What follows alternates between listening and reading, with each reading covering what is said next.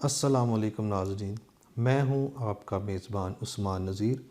اور آپ دیکھ رہے ہیں میرا یوٹیوب چینل لیگل ایڈ۔ تو آج کی ویڈیو میں آپ کو بتلاؤں گا کہ اگر کسی شخص کے نام کوئی پلاٹ ہے یا مکان ہے، کوئی پراپرٹی ہے اور وہ شخص فوت ہو جاتا ہے تو ایسے شخص کے وارثان کس طرح اپنے نام یہ پراپرٹی منتقل کروا سکتے ہیں۔ تو آپ لوگوں سے گزارش ہے کہ جو اس چینل پہ نئے ہیں براہ کرم میرا چینل سبسکرائب کریں، ویڈیو کو پورا دیکھیں اور بیل آئیکن دبائیں تاکہ آپ کو میری آنے والی ویڈیو ملتی رہے۔ تو چلتے ہیں طریقہ کار کی طرف۔ تو سب سے پہلے جو وارثان ہیں ان کو دیکھنا چاہیے کہ جو مرنے والا ہے اس کے نام کے اوپر جو ڈاکومنٹ ہے وہ کیا کہتا ہے، اس کے اوپر کیا تفصیلات ہیں۔ تو اگر تو اس نے بذریعہ رجسٹری سیل ڈیڈ اس نے اگر کوئی جگہ پرچیز کی تھی، جگہ خریدی تھی، مکان خریدا تھا، تو آپ سب سے پہلے اس رجسٹری کو غور سے پڑھیں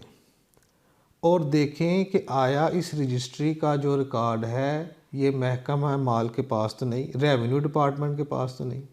اس کی کیا نشانی ہوگی؟ اس کی نشانی یہ ہوگی کہ اس کے اوپر جو ہے رجسٹری کے اوپر خسرہ نمبر، کھیوٹ، کھتونی، رجسٹر، حقدار زمین، اس قسم کی جو تفصیلات ہیں وہ درج ہوگی۔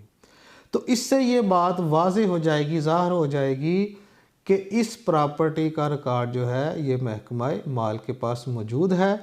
اور اس کا جو انتقال ہے جس کو ہم وراثتی انتقال کہتے ہیں، یہ متعلقہ ریونیو افسر جو عام طور پہ نائب تحصیلدار ہوتا ہے یا تحصیلدار ہوتا ہے، اس کے پاس یہ اختیار ہے کہ یہ پراپرٹی، یہ پلاٹ جو ہے یہ ڈیزیزڈ کے مرنے والے کے وارثان کے نام منتقل کر سکتا ہے۔ تو اب جب بندہ کوئی فوت ہو جاتا ہے تو اس کے وارثان کو چاہیے سب سے پہلے اس کی وفات کا اندراج متعلقہ یونین کونسل میں یا میونسپل کمیٹی میں کروا کے ڈیتھ سرٹیفکیٹ حاصل کرے، اور اس کے بعد آج کل جو بہت ضروری ہو چکا ہے FRC فیملی رجسٹریشن سرٹیفکیٹ، وہ محکمہ نادرہ سے جو مرنے والا ہے اس کی بابت حاصل کر لے اور یہ ڈاکومنٹس لے کے مرنے والے کا کوئی ایک وارث یا تمام، یہ ان کی مرضی، اکیلا بندہ بھی جا سکتا ہے، اپنے ساتھ وہ علاقے کا کوئی کونسلر لے جائے، اگر گاؤں کے ہیں تو نمبردار ساتھ جاتا ہے، پتی دار جو ہے وہ ساتھ ہوتا ہے، ساتھ گواہان ہوتے ہیں۔ تو جو متعلقہ ریونیو افسر ہے وہ بیانات لیتا ہے، بیانات جو ہے وہ رجسٹر کے اوپر درج کرتا ہے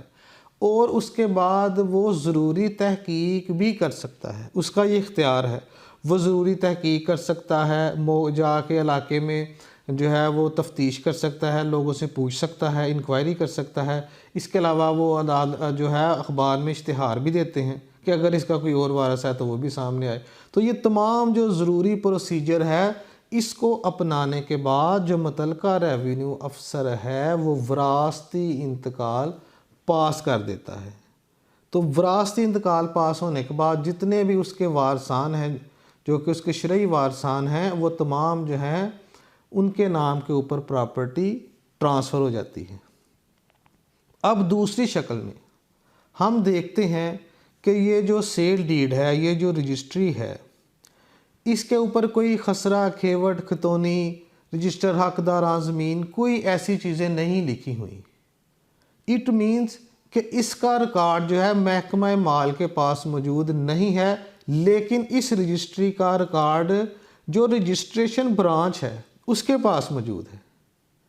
تو اس صورتحال میں جو وارثان ہیں وہ متعلقہ ریونیو آفیسر کے پاس نہیں جائیں گے، سب رجسٹرار کے پاس نہیں جائیں گے،